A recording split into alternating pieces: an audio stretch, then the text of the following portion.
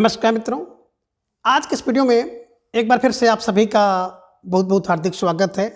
हम आशा करते हैं कि आप सभी स्वस्थ होंगे, मस्त होंगे और पूरी तरह से अपनी तैयारी में व्यस्त होंगे। तो मित्रों, आज के इस वीडियो में हम हिंदी व्याकरण के अंतर्गत एक बहुत महत्वपूर्ण टॉपिक है तद्भव और तत्सम शब्द।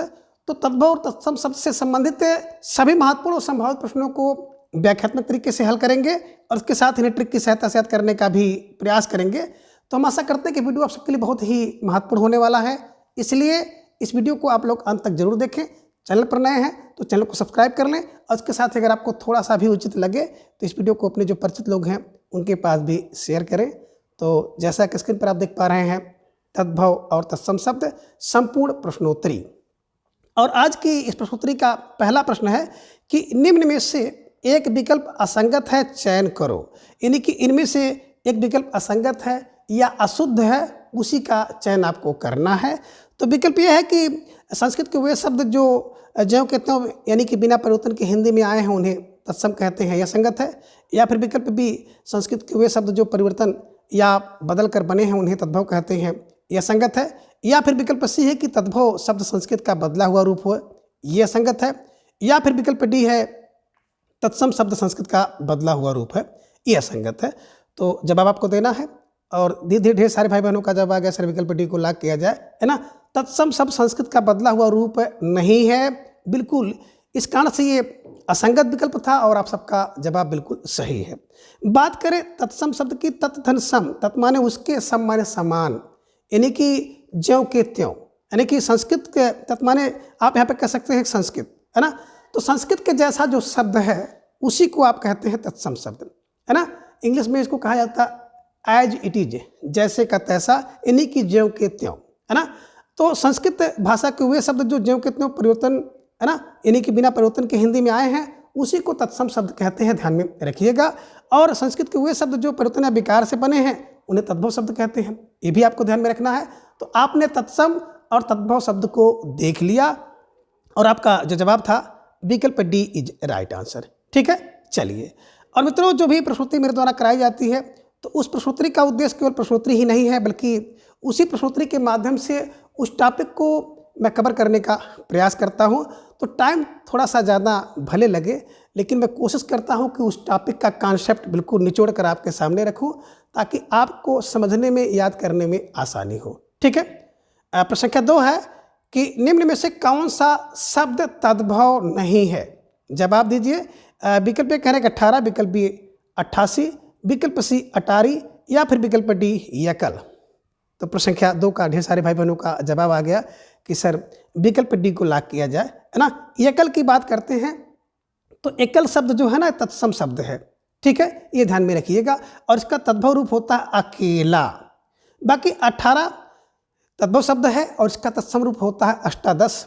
88 का आप लोगों ने देखा होगा, है ना, कि अष्टाविशत इसका तत्सम रूप होगा। और अटारी का आप लोग जाने होंगे अट्टालिका तत्सम रूप होता है। तो जिन भाई बहनों का जवाब विकल्प डी था, बिल्कुल सही जवाब, बेहद सुंदर तैयारी आप सबकी दिख रही है, ठीक है। चलिए, अब प्रश्न संख्या 3 है कि अक्षवाट किस शब्द का तत्सम रूप है, यानी कि अक्षवाट किस शब्द का तत्सम रूप है। विकल्प ए कहने कि अखरोट का, विकल्प बी अखाड़ा का, विकल्प सी आषाढ़ का या फिर विकल्प डी बरगद का। तो प्रश्न संख्या 3 का ढेर सारे भाई बहनों का जवाब बिल्कुल आ गया कि सर विकल्प बी को लॉक किया जाए, है ना। अखाड़ा इज राइट आंसर। अरे जो अखाड़ा है, इसी अखाड़ा का तत्सम रूप होता है अक्षवाट, ये ध्यान में रखिएगा। तो अक्षवाट है, क्या है, बोले सर अखाड़ा। अखाड़ा का तत्सम रूप अक्षवाट है, ध्यान में रखिएगा, ठीक है ना। अखरोट को देख रहे हैं ना, तो बिल्कुल इसका अछोट होता है, ध्यान में रख लीजिएगा। आषाढ़ देख रहे हैं ना, आषाढ़ का तत्सम जो शब्द होता है आषाढ़ होता, और बड़ा ये शीशा आषाढ़, ये ध्यान में रखिएगा, ठीक है ना। तो फिलहाल जिन भाई बहनों का जवाब विकल्प बी था, अब बिल्कुल सही जवाब, ठीक है। चलिए, अब प्रश्न संख्या 4 है कि अमोल का तत्सम रूप है। अब अमोल का तत्सम रूप क्या होगा। विकल्प ये कह रहे हैं कि अनमोल होगा, विकल्प बी अमूल होगा, विकल्प सी बिनमोल होगा या फिर विकल्प डी बहुमूल होगा। तो ढेर सारे भाई बहनों का जवाब आ गया सर विकल्प बी को लॉक किया जाए, अमूल इज राइट आंसर, है ना।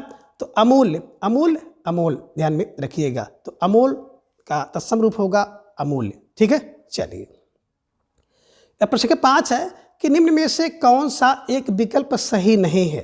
तो इनमें एक विकल्प सही नहीं है, यानी कि तद्भव और उसका तत्सम रूप सही नहीं है।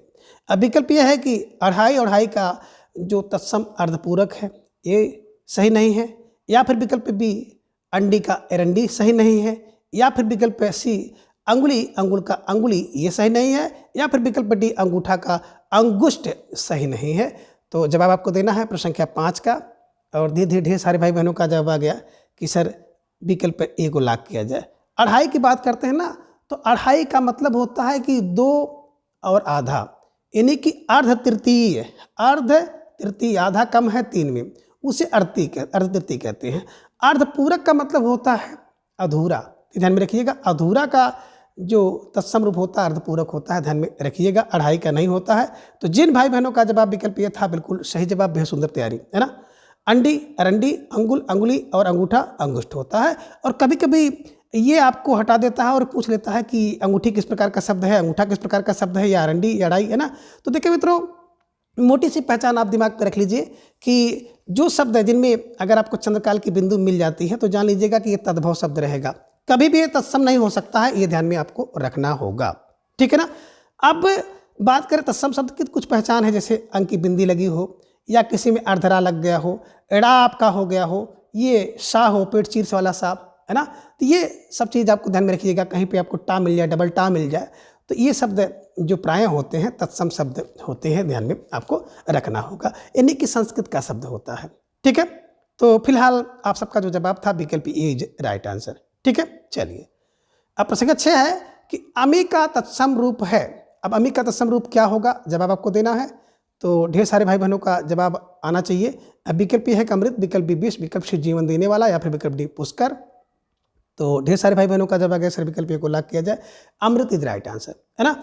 अमी ध्यान में रखिएगा का जो तत्सम रूप होता है अमृत होता है, ध्यान में रखिएगा, ठीक है। चलिए प्रश्न संख्या 7 है कि कंगन का तत्सम रूप क्या है।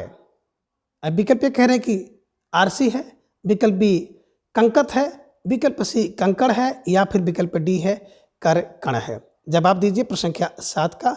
तो धीरे धीरे ढेर सारे भाई बहनों का जवाब आ गया कि सर विकल्प सी को लॉक किया जाए। विकल्प सी कंकड़ इज राइट आंसर, है ना। कंकण, कंकड़ ध्यान में रख लीजिएगा, ठीक है। चलिए कंकड़ ये ध्यान में आपको रखना है, और कंगन का जो तत्सम शब्द है, ठीक है। चलिए प्रश्न संख्या 8 है कि आदर्शिका किस शब्द का तत्सम रूप है। जवाब आपको देना है। प्यारा सा प्रश्न आप सबकी स्क्रीन पर है और आपका जवाब आना चाहिए। तो विकल्प ए आग, विकल्प बी अदरक, विकल्प सी आरसी, या फिर विकल्प डी रस्सी। तो ढेर सारे भाई बहनों का जवाब आ गया सर विकल्प सी को लॉक किया जाए। आदर्शिका का तत्सम रूप होता है आरसी, ये ध्यान में आपको रखना होगा। यानी कि आरसी का जो तत्सम रूप है आदर्शिका है, ध्यान में आपको रखना है, ठीक है। चलिए प्रश्न संख्या 9 है कि आमलकह शब्द का शब्द रूप कौन सा है। यानी कि आमलकह शब्द की बात करते हैं तो कौन सा शब्द है, ये किस रूप में है ना। तो विकल्प ये कह रहे हैं कि तद्भव शब्द है, विकल्प बी तत्सम, विकल्प सी देशज, या फिर विकल्प डी विदेशज। जवाब दीजिए प्रश्न संख्या 9 का। तो धीरे धीरे ढेर सारे भाई बहनों का जवाब आ गया सर विकल्प बी को लॉक किया जाए, तत्सम शब्द इज राइट आंसर, है ना। देखिए कहीं पर भी अगर आपको बिल्कुल विसर्ग मिल जाए तो आप समझ लीजिएगा कि वो तत्सम शब्द है, ध्यान में रखिएगा। आमलकह है तत्सम, ठीक है। चलिए प्रश्न संख्या 10 है कि निम्न में से एक युग में तद्भव वाले शब्द नहीं हैं, है ना। अब कौन सा युग है जिसमें तद्भव वाले शब्द नहीं हैं, आपको जवाब देना है। तो विकल्प ये कह रहे हैं खाई, खैर और खेती, इसमें तद्भव वाले शब्द नहीं है, या फिर विकल्प बी गोत, गहरा, गोह, इसमें नहीं है, या फिर विकल्प सी है कि घर, घाम, गौना, इसमें तद्भव वाले नहीं है, या फिर विकल्प डी पाषाण, परीक्षा, पुष्प तद्भव वाले शब्द नहीं है। तो तद्भव वाले शब्द नहीं हैं तो फिर कौन होगा, यानी कि तत्सम शब्द हैं। अब आप जवाब दीजिए प्रश्न संख्या 10 का। तो ढेर सारे भाई बहनों का जवाब आ गया सर विकल्प डी को लॉक किया जाए। पाषाण, परीक्षा और पुष्प, अगर देखा जाए ना तो ये बिल्कुल विकल्प डी में सारे के सारे शब्द जो हैं तत्सम रूप के हैं, ध्यान में रखिएगा, तद्भव रूप के नहीं हैं। ये भी आपको ध्यान में रखना होगा, ठीक है। चलिए अब प्रश्न संख्या 11 है कि स्फटिक किस शब्द का तत्सम रूप है। अब विकल्प कह रहे हैं कि फिटकरी का, विकल्प बी संगमरमर, विकल्प सी पत्थर, या फिर विकल्प डी फूटना। जवाब दीजिए प्रश्न संख्या 11 का। तो ढेर सारे भाई बहनों का जवाब आ गया सर विकल्प ए को लॉक किया जाए तो विकल्प ए फिटकरी इज राइट आंसर, है ना। देखिए वेरी वेरी मोस्ट इंपॉर्टेंट प्रश्न है, स्फटिक और स्फटिक बिल्कुल किसका तत्सम, तो ध्यान में रखिएगा फिटकरी का है। फिटकरी का तत्सम रूप होता है स्फटिक, ध्यान में रखिएगा, ठीक है। चलिए प्रश्न संख्या 12 है कि निम्न को सही क्रम में मिलान करो। तो सूची 1 और सूची 2 को आपको मिलाना है, तो बिल्कुल सोच समझ कर मिलाइएगा। सूची 1 में आप देख रहे हैं कि तद्भव शब्द है और उससे तत्सम शब्द सूची 2 में है। तो आपने देखा कि ए के सामने भावज, महापात्र, भगत, मिष्ट, मिठाई, भक्त, महावत, भ्रात जाया, तो इसी को सूची की तरफ से सही क्रम में मिलाना है और कूट आपके सामने स्क्रीन पर आ गया है, तो उसी कूट के हिसाब से आपको मिलाना है। कूट ए में आप देख रहे हैं कि ए का 1, बी का 2, सी का 3, डी का 1 है। तो सबसे पहले तो आप इसको मिला लीजिए। अब मिलाने के लिए आप देख रहे हैं भावज को भ्रात जाया कहते हैं, भगत को भक्त कहते हैं, मिठाई को मिष्टी कहते हैं और महावत को महापात्र कहते हैं। तो आपने बिल्कुल देख लिया कि ए का बिल्कुल 4, बी का 3, सी का 2, डी का 1।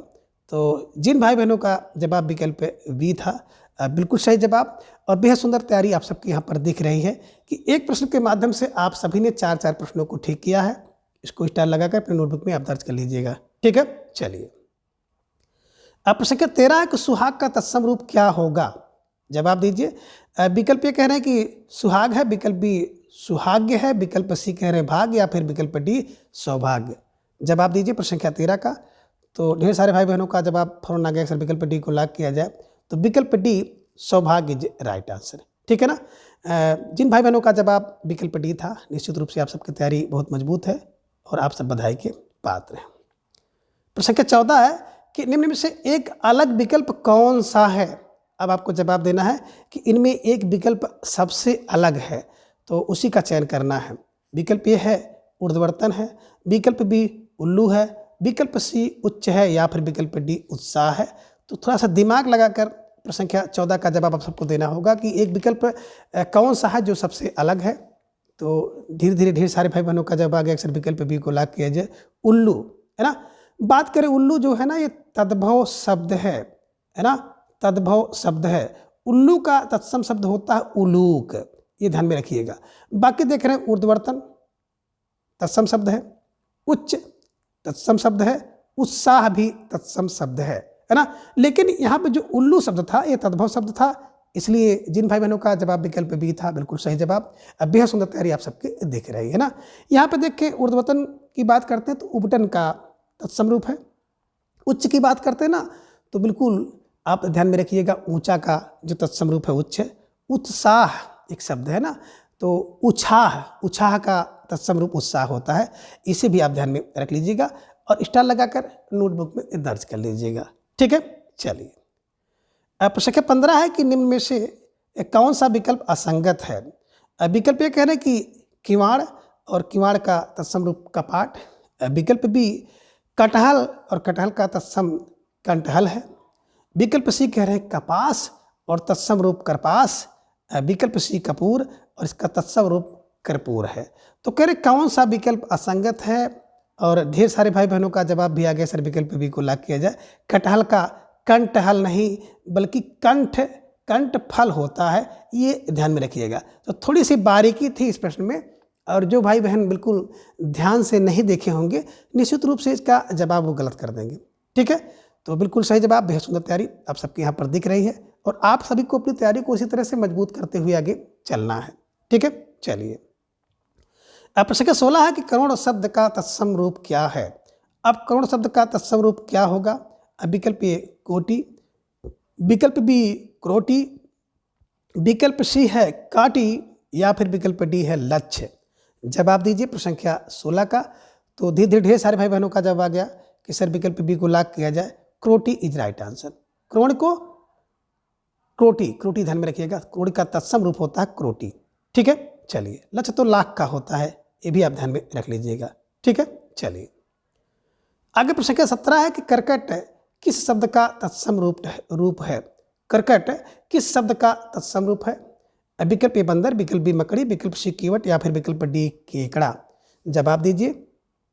तो ढेर सारे भाई बहनों का जवाब आ गया सर विकल्प डी को लॉक किया जाए, केकड़ा इज राइट आंसर, है ना। देखिए करकट कौन हो, बोले केकड़ा, करकट केकड़ा, करकट केकड़ा, ध्यान में रख लीजिएगा, करकट केकड़ा, ठीक है। चलिए अब प्रश्न क्या 18 है कि निम्न में से सही विकल्प कौन सा है, यानी कि 3 विकल्प असंगत है, केवल एक विकल्प सही है, उसी का चयन आपको करना है प्रश्न संख्या 18 में। अब विकल्प ये है कौर, और कौर को आप कौरा भी कह सकते हैं, है ना, तो इसका कवल होगा तत्सम रूप। विकल्प बी क्यार का क्यारी होगा, ये सही है, या फिर विकल्प सी खंडहर का, है ना, खंड हर है ये, या फिर विकल्प डी खैर का खीर है ये है। तो अब आपको जवाब देना है प्रश्न संख्या 13 का कौन सा एक विकल्प सही है। और इस विकल्प में देख रहा हूँ कि ढेर सारे भाई बहन अलग अलग भाग रहे हैं, तो एक बार फिर से सोच समझ के जवाब दीजिए। और ढेर सारे भाई बहनों का जवाब आ गया सर कौर, कौर का कवल होता है ना। यहाँ पे एक शब्द देख रहे हैं क्यारी, क्यारी का होता है केदारक, ध्यान में रखिएगा, जो भाई बहन ढंग से पढ़े होंगे ना, केदारक, ठीक है ना। खंडहर, खंडहर का आप देख रहे हैं ना, ये नहीं बल्कि ये तो दोनों लगभग एक ही रूप है। यहाँ पे आपको करना था खंड गृह, खंड गृह, ध्यान में रखिएगा। और खैर का जो खेर है ना, खेर नहीं होता बल्कि खैर का खादिर होता है, तो ये ध्यान में आपको रखना था, है ना। कौर का कौल, क्यार जो आप देख रहे हो केदारक, खंडहर जो आप देख रहे हो खंडगृह होना था, और खैर का खादिर होना था, ये ध्यान में आप रखिएगा। तो जिन भाई बहनों का जवाब विकल्प ये था, अब बिल्कुल सही जवाब, बेहद सुंदर तैयारी, है ना, और आप सब बधाई के पात्र हैं, ठीक है। चलिए प्रश्न संख्या 19 है कि निम्न में तत्सम शब्द नहीं है, जवाब दीजिए कि कौन सा एक शब्द है जो कि तत्सम नहीं है। अब विकल्प कह रहे घड़ा, विकल्प बी धृत, विकल्प सी चर्म, या फिर विकल्प डी चित्रक। जवाब दीजिए प्रश्न संख्या 19 का कि कौन सा एक तत्सम रूप नहीं है। तो ढेर सारे भाई बहनों का जवाब आ गया कि सर विकल्प ए को लॉक किया जाए, घड़ा इज राइट आंसर, है ना। देखिए घड़ा की बात करते हैं तो घड़ा का जो तत्सम रूप होता है घट, ये ध्यान में रखिएगा। धृत चर्म चित्रक ये तत्सम रूप है, ठीक है। चलिए प्रश्न संख्या 20 है कि छुरिका शब्द है। अब छुरिका शब्द है कौन सा रूप है। अब विकल्प कह रहे हैं कि तद्भव है, विकल्प बी तत्सम है, विकल्प सी कह रहे हैं कि विलोम, या फिर विकल्प डी पर्यायवाची शब्द है। तो विलोम और पर्यायवाची तो बिल्कुल आपका यहीं पे क्रॉस हो जाता है, और आपके पास विकल्प बचे 2। अब जवाब दीजिए प्रश्न संख्या 20 का।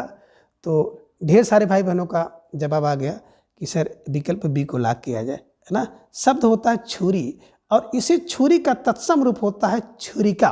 तो जिन भाई बहनों का जवाब विकल्प बी था, बिल्कुल सही जवाब, बेहद सुंदर तैयारी आप सबकी है, ठीक है। चलिए अब प्रश्न संख्या 11 आपके स्क्रीन पर आ गया कि सही क्रम में मिलान करें सूची 1 और सूची 2।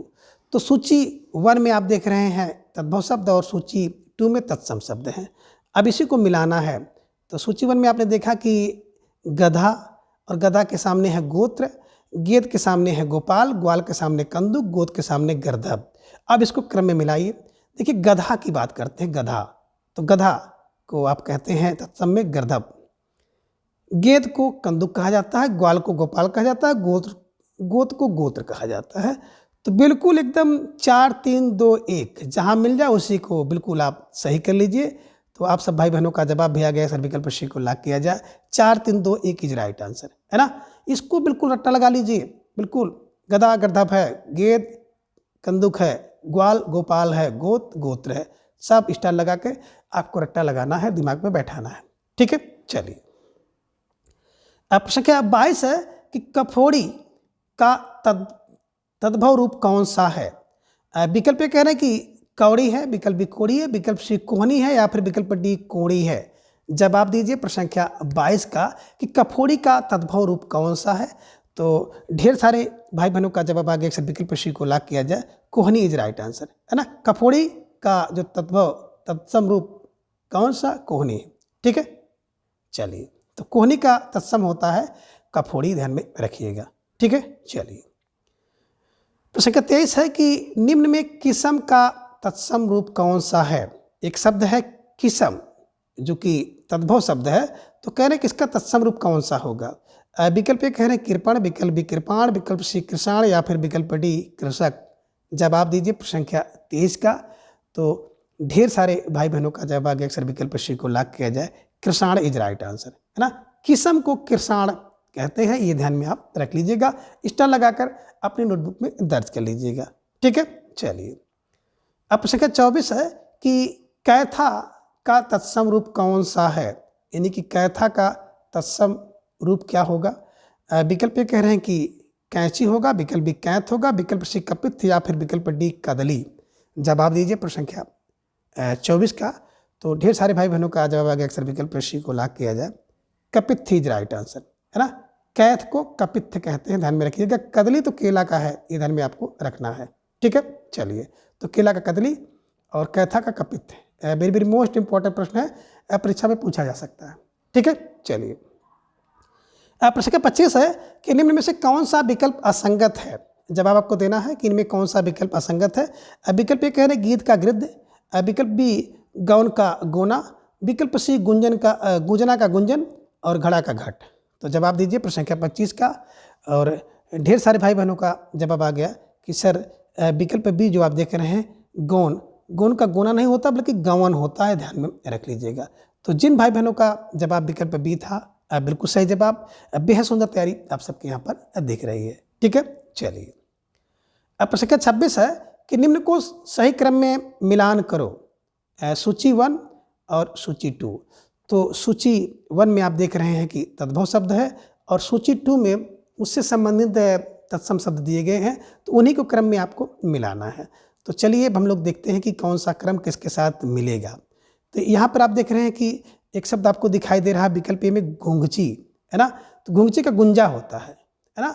घूंघट का गुंठन होता है, घोड़ा का घोटक और घड़ी की घटिका होती है। तो अब इसको क्रम में अगर मिलाएंगे तो ए का 2, बिल्कुल ए का 2, बी का 1, सी का 4 और डी का 3, है ना।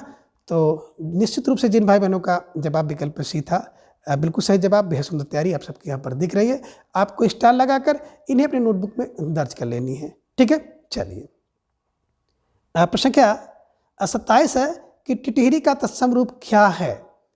विकल्प ए कह रहे हैं कि टिटिका है, विकल्प बी पिपीलिका है, विकल्प सी कह रहे हैं टिटिभी है या फिर विकल्प डी चटिका है। तो जवाब दीजिए प्रश्न संख्या 27 का। और ढेर सारे भाई बहनों का जवाब भी आगे अक्सर विकल्प सी को लॉक किया जाए। टिटिभी इज राइट आंसर। टी है ना, ध्यान में रखिएगा, वी ये रूप है। टिटिभी इज राइट आंसर। तो टिटहरी का जो तत्सम रूप होता है टिटिभा होता है। ठीक है ना। पिपीलिका चींटी होती है, ध्यान में रखिएगा। ठीक है, चलिए। प्रश्न संख्या 28 है कि निम्न में से किस विकल्प में सभी तत्सम शब्द हैं, है ना। तो किस विकल्प में सभी शब्द जो हैं तत्सम के हैं।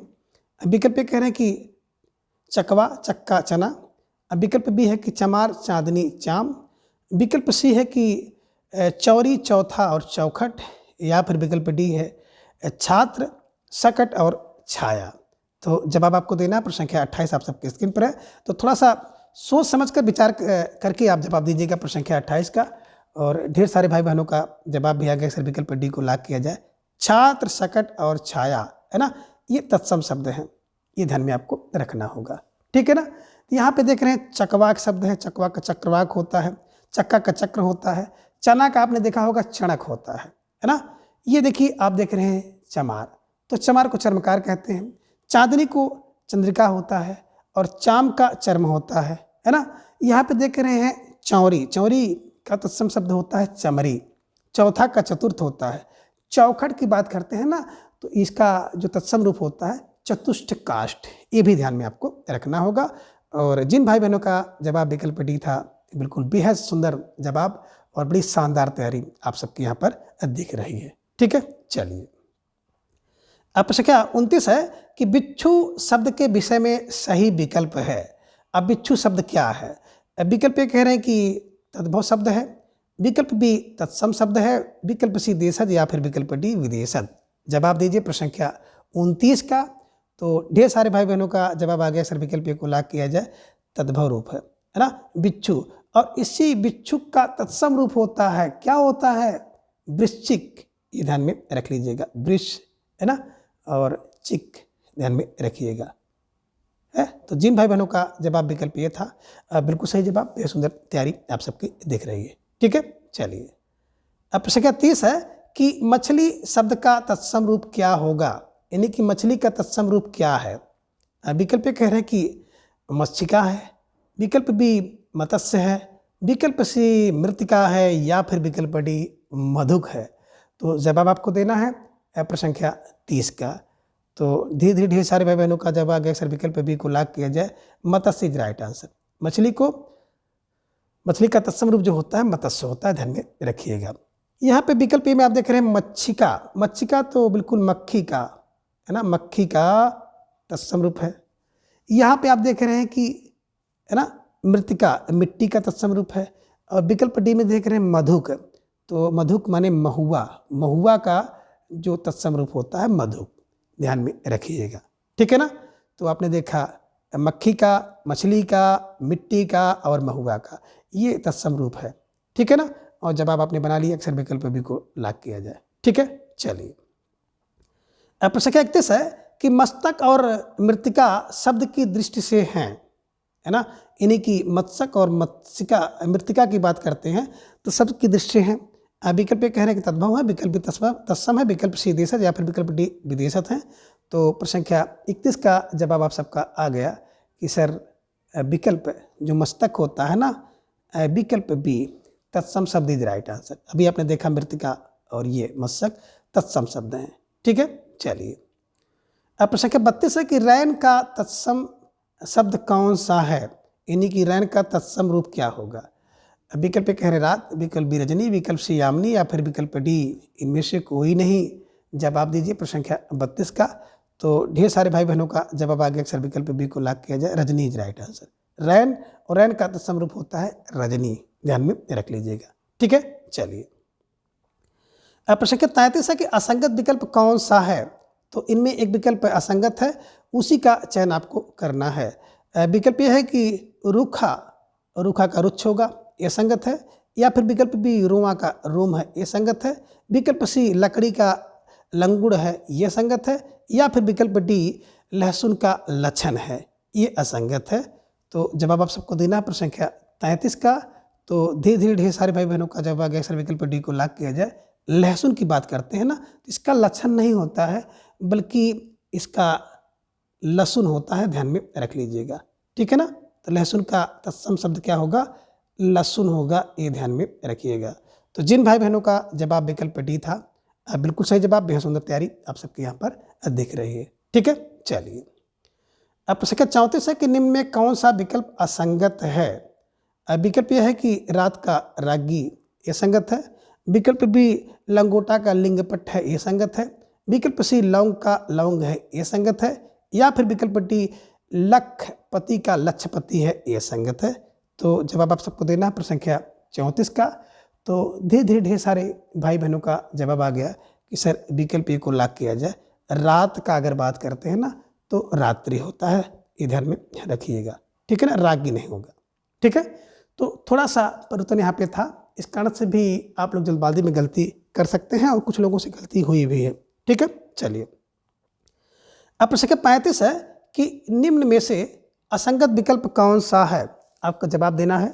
विकल्प ये है कि अंगरखा, विकल्प बी अंगीठी, विकल्प सी आंतड़ी या फिर विकल्प डी अंगुष्ठिका। जवाब दीजिए प्रश्न संख्या 35 का कि इनमें से कौन सा विकल्प असंगत है। यानी कि अगर 3 जो है तद्भव है तो एक तत्सम है, और 3 तत्सम है तो एक तद्भव है। इस हिसाब से अब आपको उत्तर देना है। तो धीरे धीरे ढेर सारे भाई बहनों का जवाब भी आ गया, अक्सर विकल्प डी को लॉक किया जाए।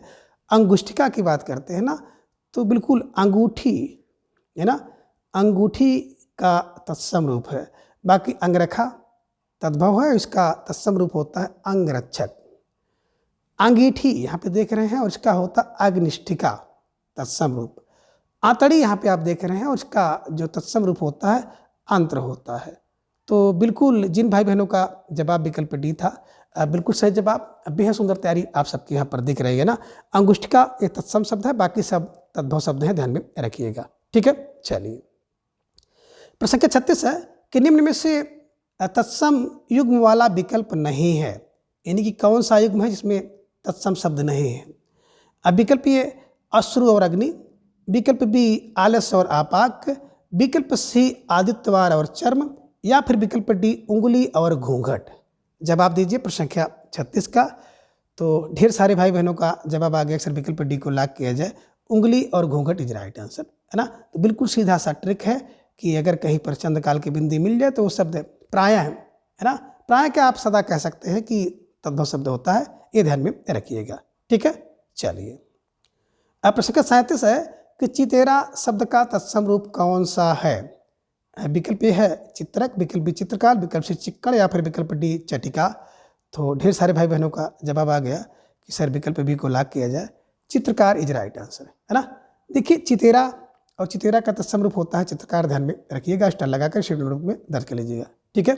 चलिए अब प्रश्न संख्या 38 है कि निम्न में असंगत युग्म कौन सा है। विकल्प यह है कि ताव का ताप, तिनका का तृण, तीता का तीखा और तीखा का तीछड़। अब जवाब आपको देना है प्रश्न संख्या 38 का कि कौन सा विकल्प असंगत है।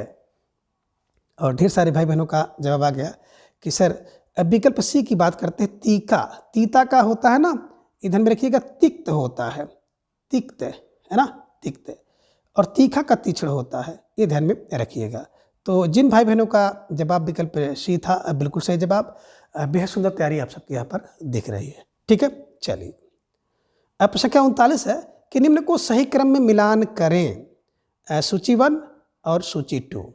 तो सूची 1 में आप देख रहे हैं कि तद्भव शब्द है और सूची 2 में तत्सम शब्द है। झट के सामने जुष्ट है, झरना के सामने जीर्ण है, झीना के सामने निर्जण और झूठा के सामने झटित है। तो इसी को आपको मिलान करना है और सही जवाब चुनना है। तो बिल्कुल आपके सामने सारे विकल्प आ गए हैं, तो इसे देखिए और इसके सामने फिर कूट को देख करके आपको मिलाना है, ठीक है। चलिए तो आपने देखा विकल्प ये में आपको एक शब्द दिखाई दे रहा है झट, है ना।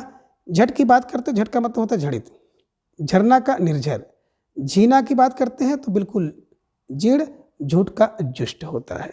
तो बिल्कुल आपने देखा 4 3 2 1 और 4 3 2 1 जहाँ पर मिल जाए उस विकल्प को आप आसानी से सेलेक्ट कर सकते हैं, चयन कर सकते हैं। तो प्रश्न संख्या 39 का विकल्प डी इज राइट आंसर, ठीक है। चलिए अब प्रश्न 40 है कि निम्न में से द्विवर का तद्भव रूप कौन सा है। जवाब आपको देना है कि द्विवर का तत्सम रूप तद्भव रूप कौन सा है ना। द्विवर का तद्भव रूप कौन सा है। विकल्प ए दूसरा, विकल्प बी दो, विकल्प सी दोना, या फिर विकल्प डी देवर। तो ढेर सारे भाई बहनों का जवाब आ गया, अक्सर विकल्प डी को लॉक किया जाए, द्विवर का मतलब होता है देवर, ध्यान में रख लीजिएगा, ठीक है। चलिए अब प्रश्न संख्या 41 है कि असंगत विकल्प का चयन करें, है ना। कौन सा विकल्प इसमें असंगत है, तो थोड़ा सा सोच समझ के उत्तर आप दीजिएगा। प्रश्न संख्या 41 का विकल्प ये है कि नग्न, नंदाधिपति, है ना, ये दोनों शब्द तत्सम हैं। विकल्प बी है नवासी, नस तद्भव शब्द हैं, ये संगत है। विकल्प सी है नित्य, नाश्ता तत्सम शब्द है, ये संगत है। या फिर विकल्प डी निम्ब और लुंचन तद्भव शब्द है, ये असंगत है। तो प्रश्न संख्या 41 का जवाब आप सबको देना है और धीरे धीरे ढेर सारे भाई बहनों का जवाब आ गया कि सर विकल्प डी को लॉक किया जाए, है ना। निम्ब और लुंचन ये शब्द तद्भव नहीं है बल्कि तत्सम शब्द हैं, यही असंगत था, है ना। तो जिन भाई बहनों का जवाब विकल्प डी था, बिल्कुल सही जवाब, बेहद सुंदर तैयारी आप सबके यहाँ पर दिख रही है, ठीक है। चलिए अब प्रश्न संख्या 42 है कि निम्न में असंगत विकल्प कौन सा है। विकल्प यह है कि पापड़ का परपट तद्भव शब्द ये है और ये तत्सम शब्द है ना, ये असंगत है। या फिर विकल्प बी पाषाण का तत्सम शब्द और उसका पाहन तद्भव है, यह संगत है। विकल्प सी है कि पीपल का पिप्पल, है ना, तद्भव शब्द पीपल है और उसका पिप्पल तत्सम शब्द है, यह संगत है। या फिर विकल्प डी है कि पुजारी तत्सम शब्द है और पूजाकारी तद्भव शब्द है। अब जवाब दीजिए प्रश्न संख्या 42 का। तो थोड़ा सा इसका स्तर अगर देखेंगे ना, ध्यान से नहीं देखेंगे तो निश्चित रूप से गलती यहाँ पर हो जाएगी और ढेर सारे भाई बहनों का जवाब आ गया सर विकल्प डी को लॉक किया जाए, है ना। देखिए पुजारी शब्द जो है ना ये तद्भव है और पूजाकारी तत्सम है, यही असंगत था, यानी कि पहले तद्भव फिर तत्सम होना था। तो जिन भाई बहनों का जवाब विकल्प डी था, बिल्कुल सही जवाब, बेहद सुंदर तैयारी आप सबके यहाँ पर दिख रही है, ठीक है। चलिए प्रश्न संख्या 43 है कि निम्न में असंगत युग्म कौन सा है। विकल्प ये है कि पोखरा का पुष्कर, विकल्प बी पूरा का पूरक, यह संगत है। विकल्प सी फांसी का मृत्यु और विकल्प डी है फूल का फूल। तो कौन सा असंगत है? जवाब आप सबको देना है। प्रश्न संख्या 43 आप सबके स्क्रीन पर है और धीरे धीरे ढेर सारे भाई बहनों का जवाब आ गया। सर विकल्प सी को लॉक किया जाए। फांसी का मृत्यु नहीं बल्कि पासिका होना चाहिए था, ये ध्यान में रखिएगा। तो जिन भाई बहनों का जवाब जो है विकल्प सी था, बिल्कुल सही जवाब, बेहद सुंदर तैयारी आप सबके यहाँ पर दिख रही है। ठीक है, चलिए। प्रश्न संख्या 44 है कि स्फोट किस शब्द का तत्सम रूप है? विकल्प कह रहे हैं फिटकरी, विकल्प बी फोड़ा, विकल्प सी फूटना या फिर विकल्प डी फागुण। जवाब दीजिए। तो ढेर सारे भाई बहनों का जवाब आ गया। सर विकल्प बी को लॉक किया जाए, है ना। फोड़ा, और फोड़ा का तत्सम रूप होता है स्फोट। ठीक है, चलिए। प्रश्न संख्या 45 है कि वर्कर किस शब्द का तत्सम रूप है? विकल्प कह रहे हैं कि बानर का, विकल्प बी बनर का, विकल्प सी बगुला का या फिर विकल्प डी कार्यकर्ता का। तो प्रश्न संख्या 45 का जवाब आप सबको देना है और ढेर सारे भाई बहनों का जवाब आ गया कि सर वर्कर जो है ना बानर का तत्सम रूप है, ध्यान में रख लीजिएगा। बानर का वर्कर होता है, ध्यान में आप रख लीजिएगा। ठीक है, और बंदर का मरकट होता है। ठीक है, चलिए। अब प्रश्न संख्या 46 है कि वत्स किस शब्द का तत्सम रूप है? विकल्प कह रहे बछड़ा, विकल्प बच्चा, विकल्प सी बड़ा या फिर विकल्प डी ए और बी दोनों का। तो बिल्कुल आसान सा प्रश्न था और ढेर सारे भाई बहनों का जवाब बड़े तेजी के साथ आ गया। सर विकल्प डी को लॉक किया जाए। ए और बी दोनों इज राइट आंसर, है ना। देखिए, बस बछड़े को भी कहते हैं, बच्चा को भी कहते हैं, ध्यान में रखिएगा। और इसी बत्स से एक बात्सल रस भी बना हुआ है। तो बत्सल यानी कि बात्सल रस है ना। जैसे गाय अपने बछड़े को जितना प्रेम करती है उतना प्रेम, है ना, गुरु द्वारा अपने शिष्य को, माता द्वारा अपने बच्चे को दिया जाता है। तो इस कारण से वहाँ पे बात्सल रस होता है। बात्सल रस ध्यान में रखिएगा। ठीक है, विकल्प डी इज राइट आंसर। अब प्रश्न संख्या 47 है कि निम्न में असंगत युग्म कौन सा है? विकल्प कह रहे हैं कि बत्ती का वर्तिका होगा, यह संगत है। या फिर विकल्प बी बनारस का वाराणसी होगा, यह संगत है।